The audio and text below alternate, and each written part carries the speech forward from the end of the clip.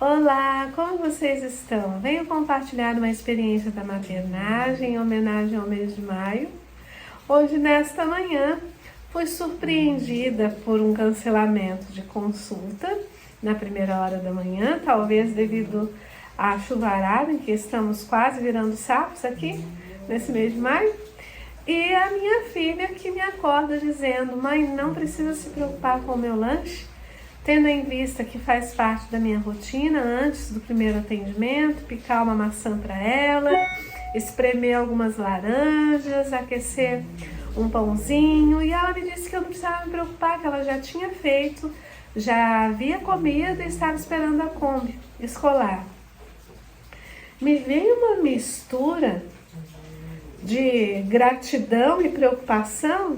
Gratidão porque eu poderia descansar um pouco mais, e preocupação dentro dessa neura de estar misturando a linguagem do amor seguro com a utilidade. E me veio essa reflexão para estarmos aqui conversando sobre a importância de sermos, de acordo com a teoria de Winnicott, sobre sermos mães suficientemente boas. E muitas vezes nós queremos ser mais do que o suficiente, confundindo uma superproteção com um desequilíbrio sobre as nossas atitudes, como essa simples, que hoje a minha filha demonstra que ela está apta a preparar o próprio lanche. E tudo aquilo que nós vamos fazendo aos nossos filhos, podando deles a capacidade do desenvolvimento das suas habilidades e competências, nós estamos prejudicando esse desenvolvimento e, ao mesmo tempo, nos cansando desnecessariamente. Porque toda essa energia que nós indispomos, afinal, foi tão gostoso dormir um pouquinho mais, mas nessa neura de ser mãe mais do que o suficientemente boa, provavelmente, se a paciente não tivesse desmarcado, eu já teria levantado antes, como de rotina, e feito o que minha filha demonstra ter a capacidade e habilidade para fazer. Nesse sentido, venho refletir com todas nós, mamães queridas, de estarmos atentas ao verdadeiro sentido da maternagem e estarmos cuidando com essa superproteção ou com esse sentido do amor na linguagem de utilidade, que pode estar desgastando de nós uma energia vital daquela qualidade do tempo que precisaríamos estar atentas em, de fato, investir com os nossos filhos. Por outro lado, trago de modelo um ocorrido em uma casa de uma paciente muito querida, que também já ocorreu na minha casa e pode ter acontecido na sua casa, de quando entramos em um amor maternal pouco gentil. Então, estaríamos descuidando sobre o que nós já podemos habilitar, promover, permitir que os nossos filhos façam. E por outro lado, nós estamos com esse desgaste de energia, com pouca responsividade, por exemplo, na área da comunicação. Quando desse exemplo que ela traz, quando o filho chega de volta da escola e a ajudadora ali tinha preparado algo diferenciado para o almoço, e a criança chega e leva aquele susto e fala: mas o que é isso? Que nojo! E então a mãe, envergonhada da ajudadora, repreende naturalmente esse filho, tentando acertar e fazer a correção. Afinal, ela sabe que nós não podemos fingir que não ouvimos ou que não vemos, isso é uma negligência, mas ela parte direto para cima da correção. Não entro aqui em detalhes para não identificar a paciente, mas informo que pode ser porque já estamos nos desgastando fazendo o que eles podem fazer e sugando da nossa energia de uma comunicação mais assertiva, quando em um momento desse seria importantíssimo essa mãe acolher a fala desse filho. Como ele estava ali com a voz alterada, porque ele é a criança, ele não tem maturidade, o lobo frontal dele não está 100% formado, então ele tem dificuldade do controle inibitório e não tem essas questões culturais no sentido de ética e de ponderação de uma forma muito ativa, em que nós aprendemos dentro de um sentido de gentileza, não estarmos por queixar daquilo que o outro nos entrega, e sim para elogiar, até para manter uma postura de agradar o outro. A criança não tem, ela é mais naturalmente, dentro da sua comunicação, ela é mais naturalmente sincera.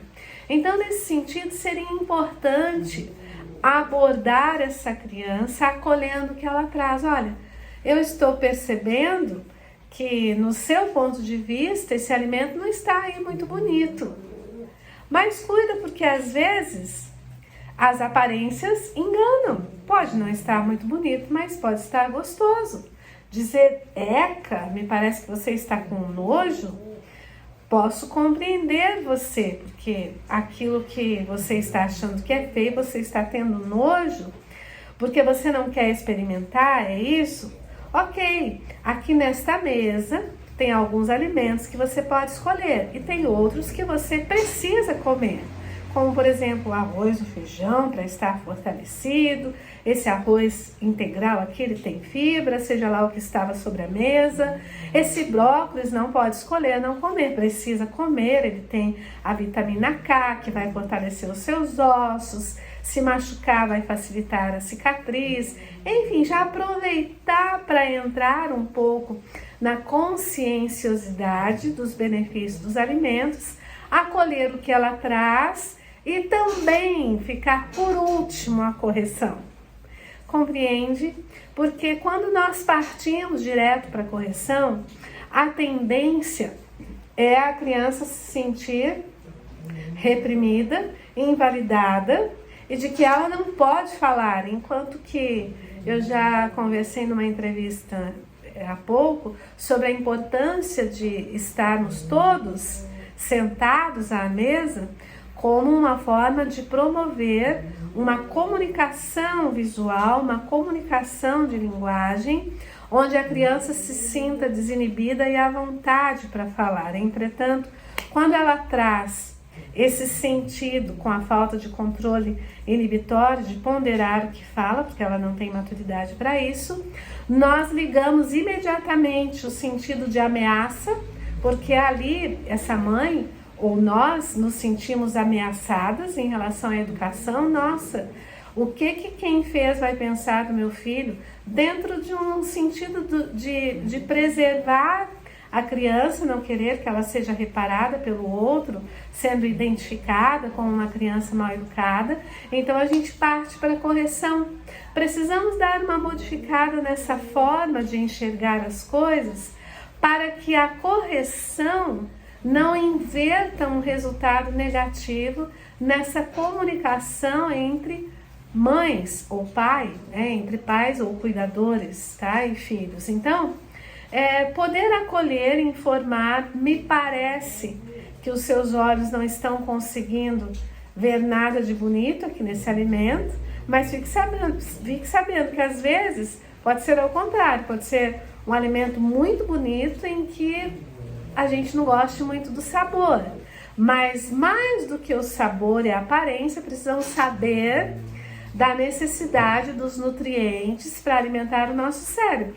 Você acabou de chegar agora da escola, você deve estar com fome, até eu acho estranho você achar feio assim a comida, mas olha só, eu consigo entender você, ok? Mas tendo em vista que a pessoa preparou com tanto carinho, não está muito gentil da sua parte. Imagina, você prepara algo com tanto carinho, alguém chega e não gosta da aparência e fica falando. Você não é obrigado a gostar da aparência, mas vamos combinar uma coisa: quando a gente acha bonito, a gente elogia.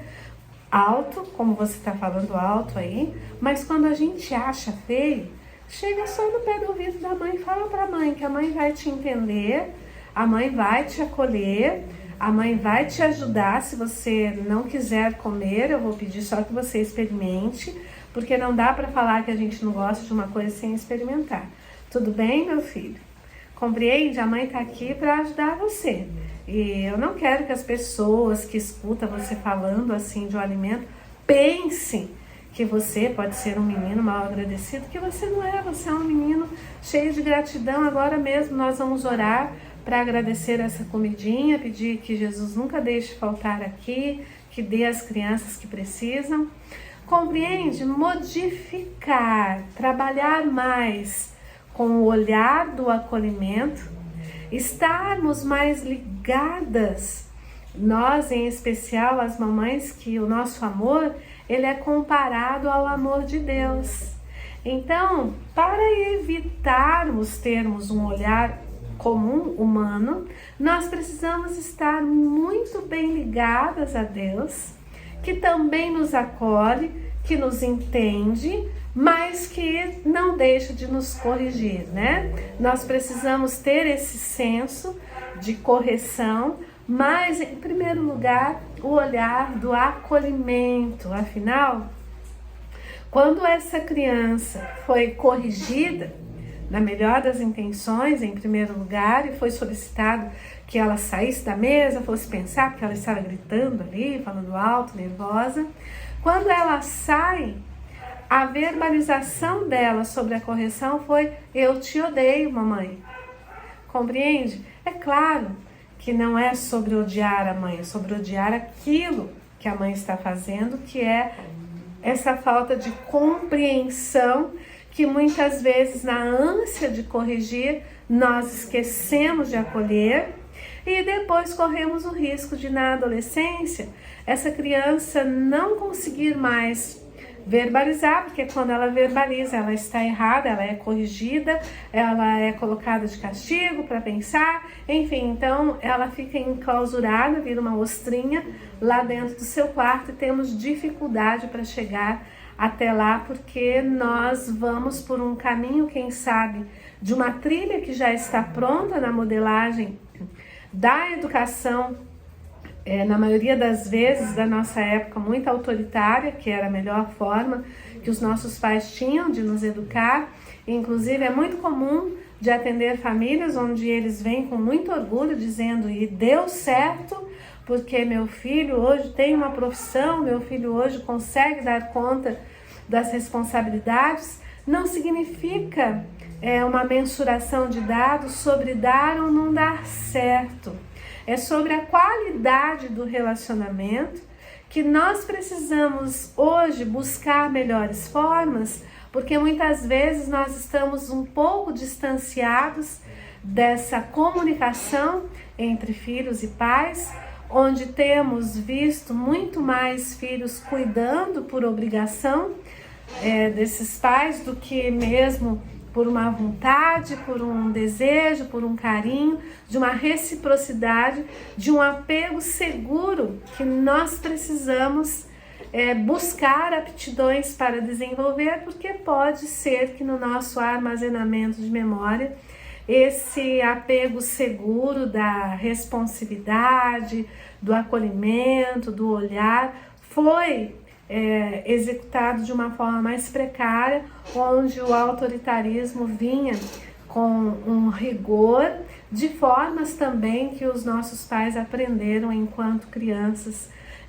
no sentido de fazer dar certo a educação. Muito mais do que dar certo, precisamos estar preocupados com a qualidade desse dar certo. E já está visto no desenvolvimento de um apego inseguro muitos malefícios no relacionamento, onde se projeta um apego ansiolítico, às vezes até mesmo evitativo, buscando um pouquinho dos ocorridos no desenvolvimento.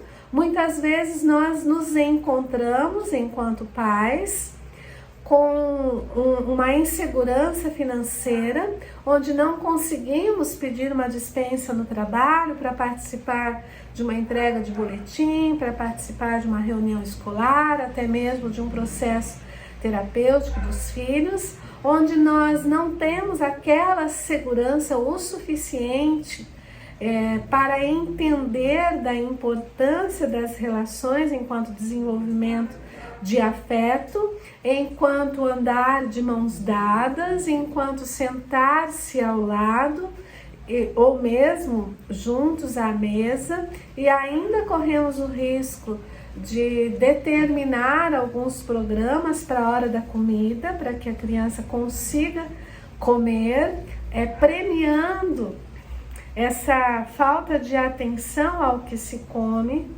com um programa todo colorido, onde ela nem vê o que está comendo, então ela vai comendo, podendo ali desenvolver um transtorno alimentar, porque quando eu tiro o foco da comida, eu corro o risco de ligar a leptina, então eu não faço a leitura da comida que entra, em detrimento também de um diálogo, porque não adianta estar presente estando ausente, não adianta eu desligar a TV do meu filho, eu sento do lado dele, mas eu mesmo estou ali respondendo mensagem no celular enquanto como, ou estou fazendo um regime alimentar e eu não vou comer, só vou estar ali para o meu filho comer. Então essa modelagem, ela vem sofrendo um estresse contínuo, que pode estar também explicado pelas energias que nós gastamos quanto ao que os filhos podem fazer e nós ainda estamos fazendo por eles, desde o banho, do escovar os dentes, do pegar a roupa para dormir, do pegar a roupa de uniforme, de ter determinado as roupas que ele pode escolher ir para a igreja, mas é mais rápido eu ir lá pegar, escolher uma, ou seja, para ele, ou seja, nós vamos atropelando o desenvolvimento dos nossos filhos, fazendo por eles o que eles podem fazer e gastando energia tanto quanto seria importante, ou estaríamos, ou seríamos melhores pais se pudéssemos economizar essa energia, deixando que cresça neles a aptidão do que eles podem fazer, permitindo que eles façam, organizando que eles façam, cuidando muito sobre a convicção de que eles sabem o que eles têm que fazer. E outro dia foi muito interessante, eu atendi uma família que veio a reparação e a preocupação de que a criança já na puberdade não trocava a roupinha íntima todos os dias, tinha algumas roupinhas de preferência em que ela usava, se sentia mais confortável e não colocava para lavar. Então, quando eu pergunto para a criança, você sabia que a roupa íntima que nós usamos, como nós vamos ao banheiro, nos limpamos, ainda pode ficar um cheirinho do xixi, às vezes não temos a oportunidade de lavar o bumbum ali, fica talvez uma sujeirinha do cocô. Tudo isso traz um mau cheiro para a roupinha íntima. Tudo isso pode contribuir até para trazer alguma bactéria, porque está sujo, precisa lavar. Independente se sujou ou não, que visivelmente a gente não enxerga, mas ali é um lugar que a gente sua, é um lugar em que nós vamos estar indo ao banheiro, precisa ser trocado. Ela disse, não, eu não sabia, ninguém nunca me falou isso. Então, muitas vezes, o que está claro para nós, que aprendemos a pau e corda, né, sem nenhum desenvolvimento de um diálogo sobre isso, nós também vamos achar que a criança vai estar aprendendo. Entretanto, nós damos tantas coisas prontas para elas que a nossa educação não segue uma rotina onde ela consiga entender nas entrelinhas da nossa falta de comunicação o que ela precisa fazer. Afinal de contas, a gente ainda serve a comida para a criança que já tem movimento de coordenação motora fina para servir a própria comidinha. É óbvio que nós vamos determinar, precisa ser, por isso que a Bíblia fala ensine, precisa ser direcionado. Não dá para deixar que elas se desenvolvam por conta. Não dá para idealizar que vamos ter aquela criança que vai acabar de comer e vai escovar os dentes. Se eu não direcionar, se eu não montar a rotina disso. Outro dia estava conversando com um grupo de pais. Sonho nosso que os nossos filhos chegassem da escola, tirassem o uniforme, fosse para a mesa, comesse, depois descansassem uns 20 minutos, descansar mesmo, fazer a tarefa, brincar, ir para as atividades especiais. Quem dera, esses são os filhos idealizados. Mas os nossos filhos reais precisam do nosso direcionamento. E quantas vezes eles vão chegar e eles chegam primeiro? E ninguém disse para eles que quando eles chegarem primeiro, eles não podem comer nada, precisam esperar o almoço. E eles chegam loucos de fome, vão lá na geladeira e comem o que tem. E depois os pais chegam sem hora, que às vezes são pais empresários, né? Os funcionários têm horas de almoço e alguns não têm ainda, os donos da empresa, eles fazem um horário de almoço diferenciado. Então essa criança ela fica meio perdida. Horas eu chego, vai ter o pai e a mãe, ou só o pai ou só a mãe. Horas tem o almoço pronto, horas eu não tenho almoço, horas eles vão me dizer o que eu posso, o que eu não posso fazer. Então nós precisamos ter mais consistência. A neuroplasticidade, que é uma modificação de hábito que nós podemos tranquilamente promover aos nossos filhos, enquanto crianças, em apenas 8 dias nós somos capazes de mudar o comportamento. Nós adultos já demoramos um pouquinho mais, porque nós viemos em um padrão rigoroso de que nós estamos certos, então o nosso cérebro tem dificuldade de entender que queremos mudar por entender que aquele comportamento está sendo prejudicial a nós. Fica aí a dica, que possamos estar mais atentos e permitir que os nossos filhos se desenvolvam, fazendo o que eles podem e já conseguem fazer para economizar a nossa energia, de promover um desenvolvimento de um apego seguro tão necessário para que ele cresça em uma qualidade melhor de vida, de relacionamento dele com as pessoas e com ele mesmo, ok? Um beijo e um feliz mês das mães para todas nós.